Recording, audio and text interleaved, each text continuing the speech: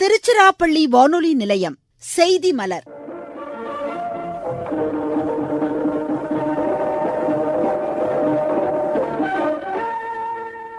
சேவை மற்றும் நல்லாட்சியின் கீழ் மண்வள வெற்றி, விவசாயிகள் மற்றும் வேளாண்மைக்கு மத்திய அரசு புத்துயிர் அளித்தது குறித்த சிறப்பு செய்தி மலர்.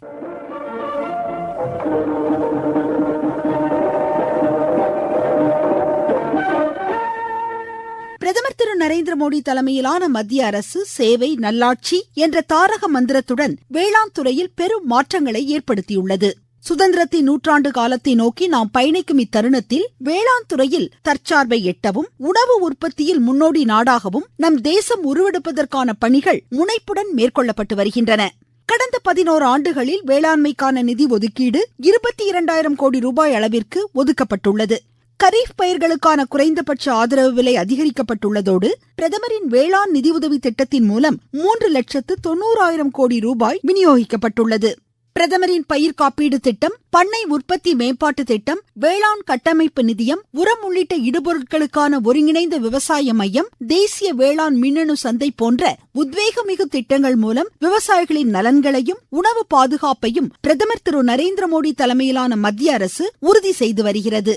மண்வளம் தொடங்கி வேளாண்மையின் அனைத்து பிரிவுகளிலும் மத்திய அரசின் நடவடிக்கைகளால் விவசாயிகளின் ஆளுமை மேம்படுத்தப்பட்டு வேளாண் சார்ந்த பணிகளுக்கு உத்வேகம் அளிக்கப்பட்டது குறித்து தமிழ்நாடு வாழை கூட்டமைப்பு பொதுச் செயலாளர் திரு அஜித்தனுடன் நேர்முகம் இன்று இடம்பெறுகிறது.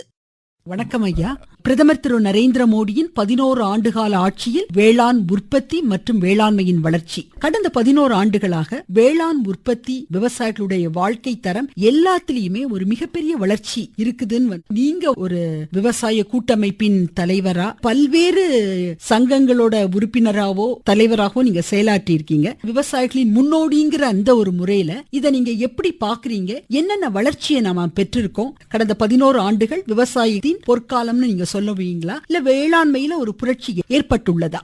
வணக்கம். சுதந்திரம் அடைந்து கிட்டத்தட்ட 75 ஆண்டுகளுக்கு மேலாக இன்றைக்கு நாம் நம்முடைய பாரத பிரதமர் அவர்கள் அழைக்கக்கூடியபடியே அமிர்த காலத்திலே இருந்து கொண்டிருக்கிறோம். இன்றைக்கு தானியங்கள் எல்லாம் நிறைந்து கிட்டத்தட்ட 24-25 ஆண்டிலே 353 மில்லியன் டன் தானியங்களை உற்பத்தி செய்திருக்கிறோம்.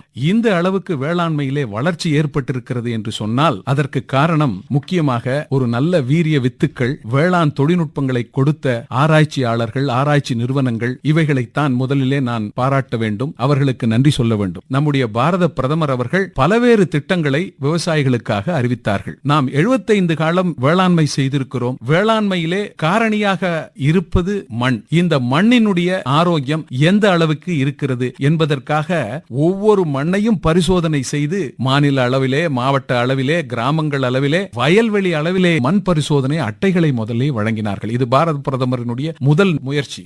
மண்ணிலே அங்கக கரிமங்களினுடைய அளவுகள் எப்படி இருக்கிறது, அந்த அளவுகளை அதிகப்படுத்துவதற்கு எந்த மாதிரியான தொழில்நுட்பங்களை நாம் பயன்படுத்த வேண்டும் என்கின்ற விஷயங்களிலே எல்லாம் அதிக கவனம் செலுத்த வேண்டி மத்திய அரசு முதலிலே நம்மை மண்ணை நோக்கி பார் என்று சொன்னது. இயற்கை வேளாண்மை செய்ய வேண்டும் என்பதை பற்றிய அதிக கவனம் எடுத்துக் கொண்டிருக்கிறார். இதெல்லாம் அரசினுடைய கொள்கை திட்டங்களால் ஏற்பட்ட ஒரு அபிவிருத்தி என்று சொல்ல முடியும்.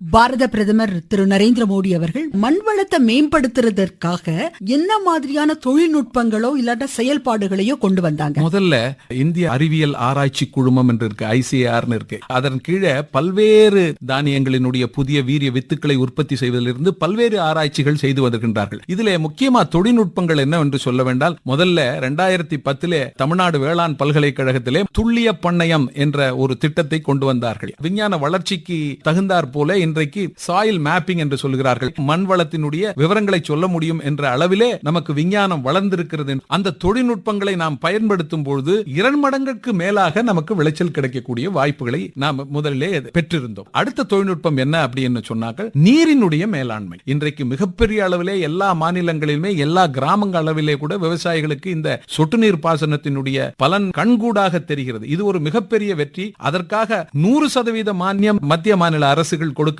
மத்திய அரசினுடைய பங்கு அது மிகப்பெரிய பங்கு. அதனாலே பாரத பிரதமர் அவர்கள் நீர் மேலாண்மையை பற்றி மிகவும் கவலை கொண்டதால் தான் சொட்டு நீர் பாசன திட்டம் மிகப்பெரிய அளவிலே பரவலாக்கம் பெற்றிருக்கிறது.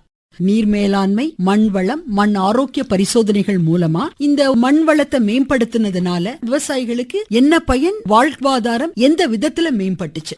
செம்மை நெல் சாகுபடி தொழில்நுட்பங்களை கடைபிடித்தவர்கள் எல்லாம் இருமடங்குக்கு மேல் விளைச்சல் எடுத்தார்கள். அதற்கு உண்டான செயல்பாடுகளை எப்படி செய்ய வேண்டும், எப்படி தொழில்நுட்பங்களை கற்றுக்கொள்ள வேண்டும் என்று இன்றைக்கு இயந்திரமயமாக்கல் இருந்தாலும் கூட நெல் சாகுபடியை பொறுத்தவரையிலும் இன்னைக்கு டெல்டா மாவட்டங்கள்ல எடுத்துக்கிட்டீங்கன்னா எல்லாருமே பாய் நாற்றுகள் போடுவதே ஒரு வழக்கமா கொண்டிருக்கிறாங்க.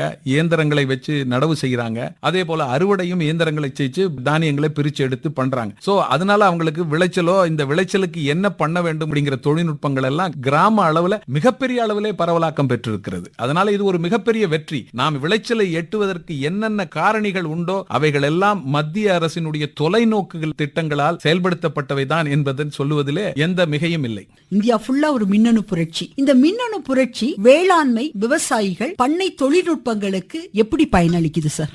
உழவன் செயலியிலே அத்தனை விஷயங்களும் உள்ளடக்கி இருக்கின்றன. காலநிலை அறிவிப்பை பற்றி கிராம அளவிலே தெரிந்து கொள்ள முடியும். உழவன் செயலியிலே உங்களுக்கு இந்த சர்வே நம்பர்ல மண் வளம் எப்படி இருக்கிறது எல்லா விஷயங்களும் சொல்றாங்க. எந்த பயிரை நீங்க போட போறீங்கன்னு நீங்க செலக்ட் பண்ணீங்கன்னா அந்த பயிருக்கான உரப்பரிந்துரைகளும் கொடுக்கறாங்க. அரசினுடைய திட்டங்கள் எல்லாம் அருமையான திட்டங்கள். அதற்கு மத்திய அரசினுடைய திட்டங்கள் முக்கிய காரணிகளாக இருக்கின்றன.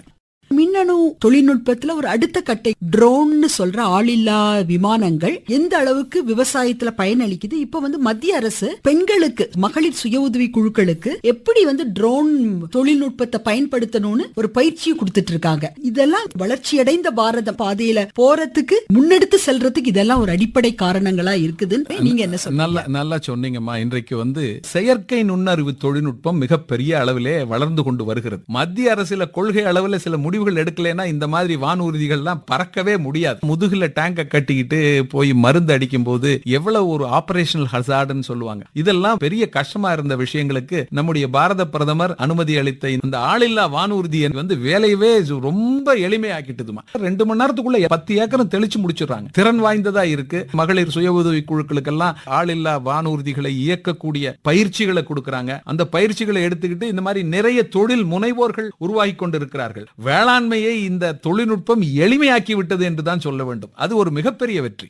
மத்திய அரசு விவசாயிகளுக்கு பல்வேறு திட்டங்களை செயல்படுத்திட்டு இருக்கு. எப்படின்னா வேளாண் சம்மான் நிதி, பயிர் காப்பீட்டு தொகை, எல்லா வேளாண் மையங்களுக்கு போய் வேளாண் குறித்த அறிவுரைகள் எல்லாம் சொல்ல போறாங்க. இப்போ ஒரு விவசாயியா இருந்து உங்களுக்கு தெரியும் திட்டங்கள் எப்படி அது முன்னெடுத்துட்டு போறாங்க, இதனால என்னென்ன பயனடைஞ்சிருக்கு, அதை பத்தி விரிவா சொல்லணும் சார்.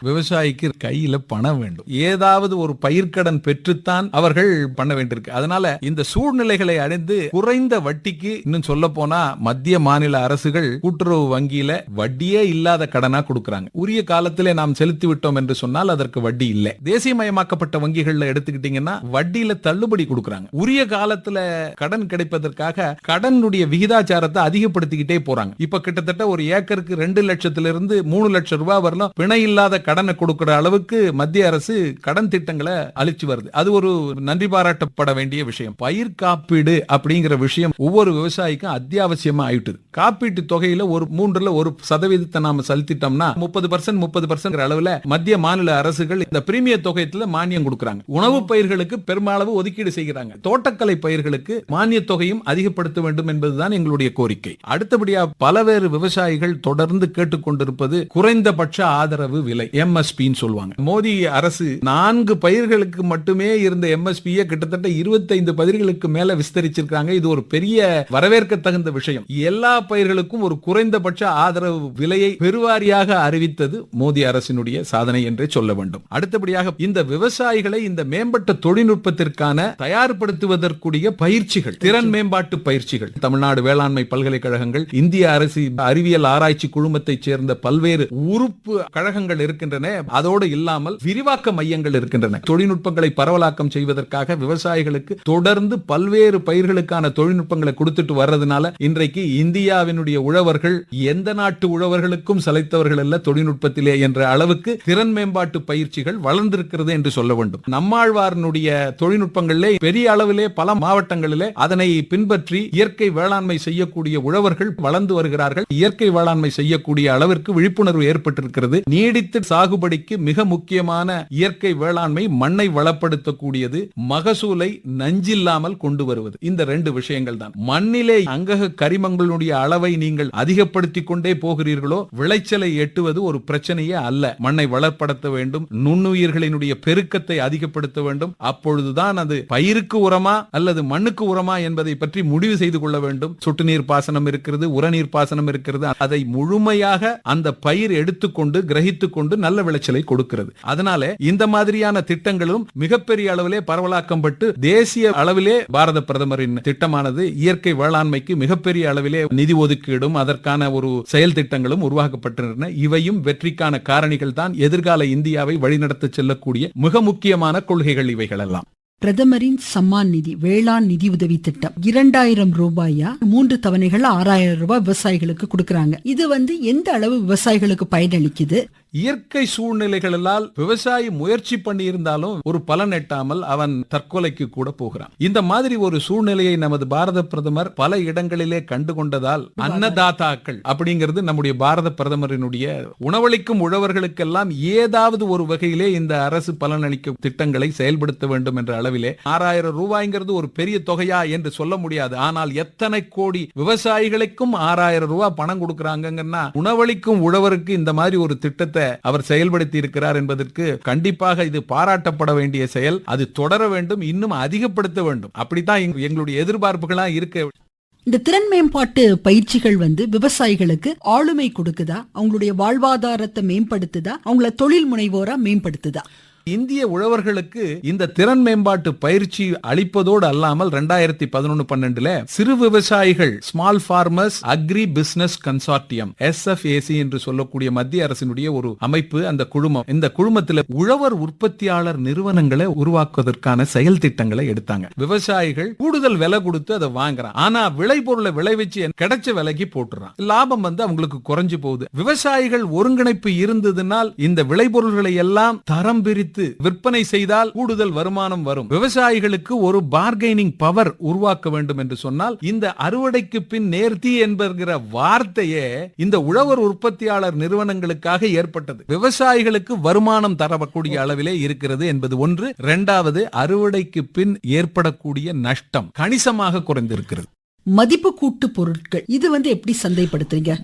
மஞ்சளிலே இருக்கக்கூடிய குர்குமின் என்று சொல்லக்கூடிய வேதிப்பொருள், கோல்டன் ஜூஸ் என்று சொல்லி தினம் காலையில மஞ்சள் பொடி ஒரு ஸ்பூன் போட்டு உடல் ஆரோக்கியத்துக்காக பாவிக்கக்கூடிய அளவுக்கு ஆயிட்டாங்க. அந்த மாதிரியான மதிப்பு கூட்டு பொருள்களுக்கு நல்ல சந்தை இருக்கிறது. சுய வேலை வாய்ப்பு குழுக்கள் அதிகமாகி அவர்கள் மதிப்பு கூட்டுதலுக்கு முக்கியத்துவம் கொடுக்க ஆரம்பித்து விட்டார்கள். இன்றைக்கு பனை சார்ந்த பொருள்கள்ல எத்தனை மதிப்பு கூட்டு பொருள்கள் வந்திருக்கிறது என்பது உங்களுக்கு எல்லாம் நல்லா தெரியும். அந்த அளவிலே இந்த உழவர் உற்பத்தியாளர் நிறுவனங்கள் ஒரு மிகப்பெரிய தாக்கத்தை ஏற்படுத்தி இருக்கிறது. சர்வதேச அளவுல மத்திய அரசு திட்டங்களால சந்தைப்படுத்துதல் மதிப்பு கூட்டு பொருட்களுக்கான ஒரு வாய்ப்புகள், அதை ப்ரோமோட் பண்ணக்கூடிய வாய்ப்புகள் எவ்வளவு தூரம் இருக்கு சார்? இந்த டிஜிட்டல் மார்க்கெட்டிங் அந்த அளவுக்கு வந்துட்டது. இன்னைக்கு பாத்தீங்கன்னா பாரத பிரதமர் மோடி ONDC சொல்லிட்டு ஆன்லைன் பிளாட்ஃபார்ம் ஒன்னு ஓபன் பண்ணிருக்காங்க. உங்களுடைய உழவர் உற்பத்தியாளர் நிறுவனங்களுக்கு சர்வதேச அளவிலே சந்தைப்படுத்துவதற்கான ஒரு வாய்ப்பை ஏற்படுத்தக்கூடிய இந்த பிளாட்ஃபார்ம், அந்த ONDC பிளாட்ஃபார்ம்ல எந்த மதிப்பு கூட்டு பொருளாக இருந்தாலும் சரி அதன் பற்றிய விவரங்களை சொல்லி நீங்களே அதை பதிவேற்றம் செய்யலாம். அந்த மாதிரி பதிவேற்றம் செஞ்சிட்டீங்கன்னா பொருளை பார்க்கலாம். GIன்னு சொல்லுவாங்க, ஜியோகிராபிக்கல் இண்டிகேஷன் அப்படின்னு சொல்லக்கூடிய புவிசார் குறியீடு பெற்ற ரஸ்தாளி பழம் முதற்கொண்டு இன்னைக்கு ஆன்லைன்ல மார்க்கெட் ஆயிப்போச்சு. இன்னைக்கு இந்த இ-காமர்ஸ் பிளாட்ஃபார்ம்ல எத்தனையோ பொருள்களுக்கு எந்தெந்த இடத்துல விளைஞ்சாலும் சரி அவைகளுக்கு முதல்ல விசிபிலிட்டி கிடைக்குது. இந்த பொருள் இந்த இடத்திலே இப்பொழுது அவைலபிளா இருக்கு, நான் எந்த மூலையில் இருந்தாலும் நான் அதை வாங்க வேண்டும் என்றால் வலை மனைக்குள் போனால் போதும். இன்னைக்கு இந்த டிஜிட்டல் பேமெண்ட் போர்ட்டல்னு கொண்டு வந்தாரே நம்முடைய பாரத பிரதமர். இன்னைக்கு தேங்காய் விக்கிறவன் மாங்காய் விக்கிறவன் எல்லாம் ஒரு 10 ரூபாய்க்கு டீ வித்தாலும் சரி, வழியோர கடையோட இருக்கக்கூடிய சாதாரண விற்பனையாளர் கூட இன்றைக்கு ஒரு QR கோடுன்னு குயிக் ரெஸ்பான்ஸ் கோட வச்சிருக்காங்க. அழகா விவசாயிகளோட ஏதாவது வழிபோக்கர்கள் கூட ஒரு டீ குடிக்கணும்னா அவன் கையில பைசா கிடையாது, அவன் கையில ஒரு செயலி மட்டும்தான் இருக்கு, ஒரு செல்போன் மட்டும்தான் இருக்கு. அழகா அதை ஸ்கேன் பண்றான், 10 ரூபாய் காசு கொடுத்துட்டு போயிட்டே இருக்காங்க. அது வங்கி கணக்குக்கு போகுது. என்ன ஒரு பெரிய தாக்கத்தை ஏற்படுத்தி இருக்கிறது. நம்முடைய பாரத பிரதமருக்கு மிகப்பெரிய சல்யூட் அடிக்கணும் இந்த விஷயத்துல. மின்னணு தொழில்நுட்பம் விவசாயிகளின் வாழ்க்கையில் மறுமலர்ச்சியை ஏற்படுத்தியுள்ளதோடு பெரிய புரட்சியும் ஏற்படுத்தியிருக்கு நம்ம சொல்லலாமா? கண்டிப்பா சொல்லலாம், அதுல ஒண்ணும் இல்ல. பரவலாக்கம் பெறுவதிலே கொஞ்சம் தொய்வு இருக்கிறது. சுய வேலை வாய்ப்பு எடுக்கும் பொழுது உழைக்க வேண்டும் என்கின்ற நோக்கம் மேலோங்குகிறது. அந்த உழைப்பு என்கிற நோக்கம் மேலோங்கி விட்டால் இயற்கையாகவே அவர்கள் பணம் சம்பாதிப்பது என்பது தவிர்க்க முடியாதாகிவிடும். அந்த வகையிலே ஒரு எதிர்கால இந்தியாவை உருவாக்க, குறிப்பாக இளைஞர்களுக்கு நிறைய வேலை வாய்ப்புகளை உருவாக்க, வேளாண்மையிலும் சரி தொழில் துறையிலும் சரி நிறைய சுய வேலை வாய்ப்புகள் உருவாகி கொண்டே வருகின்றன. அதற்கு இந்த அரசு மிகப்பெரிய அளவிலே ஒரு வழிகோல் இருக்கிறது என்று சொன்னால் அது மிக இல்லை.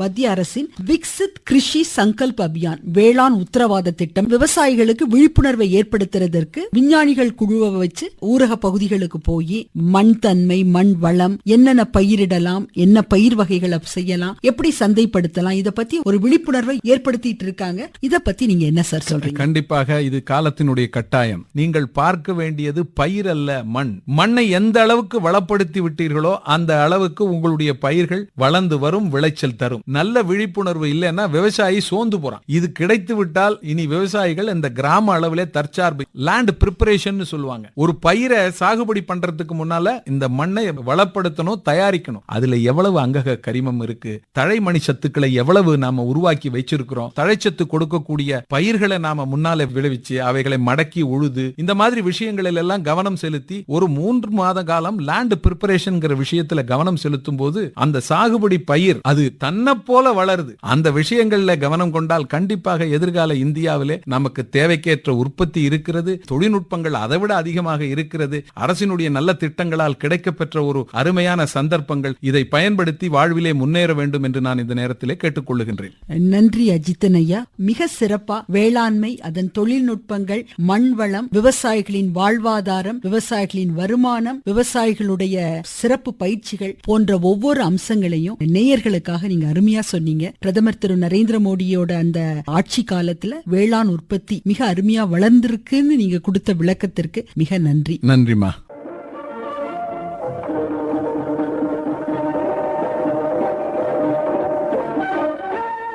இதுவரை திருச்சிராப்பள்ளி மண்டல செய்திப்பிரிவு வழங்கிய மண்வள வெற்றி தொடங்கி வேளாண்மையில் மத்திய அரசின் நடவடிக்கைகளால் உத்வேகம் அளிக்கப்பட்டது குறித்த தமிழ்நாடு வாழை கூட்டமைப்பு பொதுச் செயலாளர் திரு அஜித்தனுடனான நேர்முகம் இடம்பெற்றது. மலர் விளக்கம் சாந்தி ரமேஷ்.